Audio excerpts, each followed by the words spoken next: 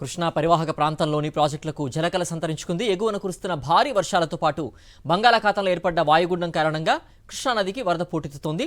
ఎగువన కర్ణాటకలోని ఆల్మట్టి, నారాయణపూర్, తెలంగాణలోని జూరాల ప్రాజెక్టులు నిండు కుండల్ని తలపిస్తున్నాయి. జూరాల 17 గేట్లు ఎత్తిన అధికారులకు 1,00,000 క్యూసెక్కుల నీటిని కిందకు వదులుతూ ఉన్నారు. ఇన్నాళ్లు ఒట్టిపోయిన ప్రాజెక్టులు జలకళతో ఉట్టిపడుతుండడంతో రైతుల్లో ఆనందం వ్యక్తమవుతోంది.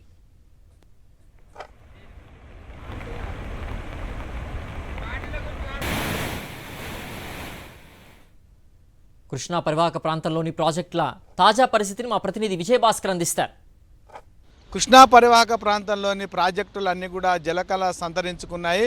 గడిచిన కొన్ని రోజులుగా కురుస్తుండేటువంటి ఒక భారీ వర్షాల కారణంగా ఈ ప్రాజెక్టులన్నీ నిండు కుండలను తలపిస్తున్నాయి. ముఖ్యంగా ఎగువన కర్ణాటకలో ఉండేటువంటి ఆల్మట్టి, నారాయణపూర్తో పాటు తెలంగాణలో ముఖద్వారంగా ఉండేటువంటి ప్రియదర్శిని జూరాల ప్రాజెక్టుకు కూడా భారీగా వరద నీరు వస్తుండేటువంటి నేపథ్యంలో అధికారులు ప్రాజెక్టుకు సంబంధించినటువంటి గేట్లు ఎత్తి కిందికి నీటిని వదులుతున్నారు. మరొక వైపు ఈ యొక్క కృష్ణా నదిపైన నిర్మించినటువంటి ఏవైతే ఎత్తిపోతల పథకాలు ఉన్నాయో ఆ ఎత్తిపోతల పథకాలకు కూడా నీటిని పంపింగ్ చేస్తుండేటువంటి నేపథ్యంలో వాటి పరిధిలో ఉండేటువంటి రిజర్వాయర్లు కూడా నిండుతుండేటువంటి క్రమంలో రైతులంతా కూడా ఆనందం వ్యక్తం చేస్తున్నారు.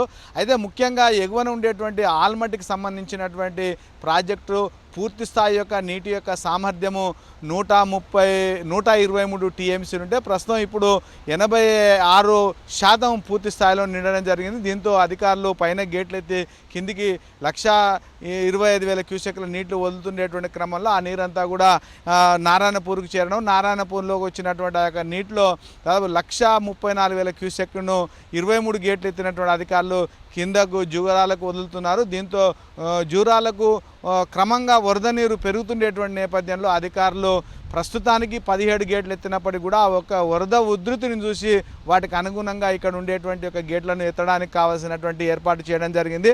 మరొక వైపు ఇక్కడ కూడా పూర్తి స్థాయి యొక్క నీటి సామర్థ్యము 9.567 టీఎంసీలు ఉంటే ప్రస్తుతము 6-7 టీఎంసీల వరకు ఉంచేసి వచ్చినటువంటి నీరు అంతా కూడా కిందికి దిగువకు వదులుతున్నారు. ఈ నీరంతా కూడా శ్రీశైలం వైపు పరుగులు పెడుతుండేటువంటి ఒక దృశ్యాలను కూడా మనం గమనించవచ్చు. మరొక వైపు గేట్లు తెరిచినటువంటి విషయం తెలిసినటువంటి ఒక జనాలంతా కూడా సందర్శకులు కూడా పెద్ద ఎత్తున ఈ యొక్క ప్రాజెక్టు దగ్గరకు వచ్చి వారి యొక్క సెల్ఫీలు దిగుతుండేటువంటి దృశ్యాలను ఇక్కడ సందడిగా ఉండేటువంటి ఒక పరిస్థితిని కూడా మనం గమనిస్తున్నాం. ఇంకొక వైపు ఎగువ దిగువ జూరాల వద్ద ఉండేటువంటి యొక్క విద్యుత్ కేంద్రాల వద్ద 11 యూనిట్లలో 435 మెగావాట్ల విద్యుత్ ఉత్పాదన కూడా నిరాటంకంగా కొనసాగుతుంది. మరొక వైపు నిన్న మొన్నటి వరకు ఒట్టిపోయి ఉండేటువంటి యొక్క కృష్ణా పరివాహక ప్రాంతంలో ఉండేటువంటి ప్రాజెక్టులన్నీ కూడా ఒక్కసారిగా జలకళ సంతరించుకోవడంతో జనాలతో పాటు రైతుల్లో కూడా ఆనందం వ్యక్తమవుతుంది. ఇక తమకు ఇటు ఖరీఫ్ కానీ అటు రబీ 2 పంటలు పండుతాయనేటువంటి ఆనందము రైతుల్లో నుంచి వ్యక్తమయ్యేటువంటి పరిస్థితి ఉంది. మరొక వైపు ఈ యొక్క ప్రాజెక్టుకు సంబంధించినటువంటి పరివాహక ప్రాంతాలను కూడా అధికారులు అప్రమత్తం చేసినటువంటి పరిస్థితి ఉండేటువంటి నేపథ్యంలో మాత్రము ఇటు ఈ ప్రాజెక్టుల నుంచి వచ్చేటువంటి భారీ వరద నీరంతా కూడా శ్రీశైలానికి చేరుతుండేటువంటి క్రమంలో శ్రీశైలం కూడా పూర్తిస్థాయిలో నిండేటువంటి అవకాశం ఉంది. కాబట్టి ఆ రకమైనటువంటి పరివాహక ప్రాంతాల్లో ఉండేటువంటి ప్రజలంతా కూడా అప్రమత్తం చేయడం జరిగింది. ఇటు ఈ యొక్క మహబూబ్నగర్ జిల్లాకు సంబంధించినటువంటి ఇటు నెట్టెంపాడు కానీ భీమా, కోయిల్ సాగర్కు సంబంధించినటువంటి ప్రాజెక్టులతో పాటు భీమా ఫేజ్ 1 ఫేజ్ 2కు సంబంధించినటువంటి మరొకవైపు కల్వకుర్తి ఎత్తిపోతల పథకం ఇలా ఈ జిల్లాలో నిర్మాణమైనటువంటి ఎత్తిపోతల పథకాలకు కూడా ఇప్పటికే అధికారులు పంపింగ్ ప్రారంభించడం జరిగింది. ఆయా రిజర్వాయర్లను కూడా నింపేటువంటి వాటికి గొలుసుకట్టుగా ఉండేటువంటి చెరువులు కూడా నింపుతుండేటువంటి క్రమంలో మాత్రము రైతులు ఆనందం వ్యక్తమవుతుంది.